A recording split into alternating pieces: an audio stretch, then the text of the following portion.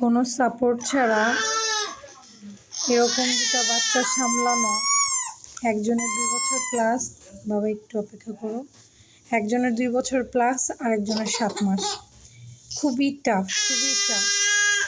আলহামদুলিল্লাহ আমার হাজব্যান্ড আমাকে অনেক হেল্প করে, অনেক সাপোর্ট করে। ও যতক্ষণ বাসায় থাকে, ওদের আব্বু যতক্ষণ বাসায় থাকে ততক্ষণ উনি ওদের সামলায়, ওদের খাওয়াই দেয়। গোসলটা আমিই করাই, গোসল উনি করায় না, কিন্তু উনি হেল্প করে আমাকে। উনি যদি হেল্প না করতো আমার জন্য আরো বেশি টাফ হয়ে যেত।